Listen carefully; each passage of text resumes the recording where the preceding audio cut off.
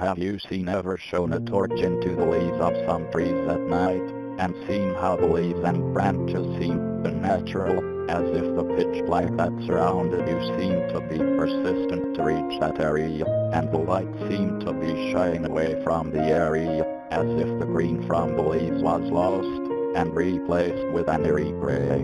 I'm writing to tell you that if your torch is shown up a tree, or if you touch or trip over a tree that looks different, even by accident or passively, even for a single second, you need to run as fast as you can, as quietly as you can, out of the area, and once you have, as soon as you have, you must do your absolute best to not tell anyone what you saw while your torch was shining on that tree. Not think about what you saw while it was shining on that tree. I say this because what you saw, that was no tree. Now not every tree is like this, not every tree will be dangerous, but even if you do not see any of these signs, you still must get out of wherever you are. I cannot stress this enough, because what awaits you if you stay is far worse than death. After this event, if you have the misfortune of even shining your torch or waking one of these things, and still by some miracle survive, if anything at all in your home or outside your home has been moved, or seems different in any way at all, like the light itself seems to be shining away around it, or you feel that something is watching while the light touches that object, you need to either kill yourself, or if you believe you can get away, by all means try to. But if you want my honest opinion once again, death is paradise compared to what will happen if it gets you. I will recount what happened to me once, when I was clueless, and hopefully I can help you recognize some of the signs.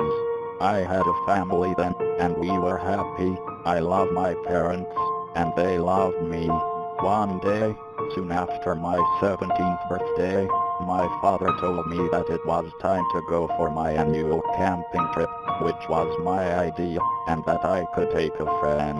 I had decided to take Kate, who wasn't my girlfriend, but was a close childhood friend, who loved the outdoors and lived close by.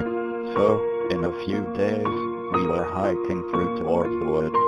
We had decided to set up camp by a massive oak tree, and soon we were toasting marshmallows and exchanging horror stories happily. It was only when we lay down in our tent that my drowsiness began to take over and I slept soundly, only to wake again in the middle of the night with a sudden urge to pee. I got out of the tent and shone my torch around through the woods, looking for a tree I could use, and my eyes rested on the large oak near our tent. It was only when I rested my hand on it that I noticed something strange.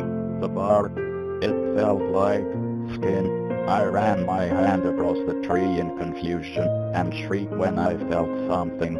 A pulse, not like a human pulse, not like an animal's pulse, but a pulse that felt disgusting, like a bag filled with blood that was full to bursting. I ran, not thinking about Kate in her tent.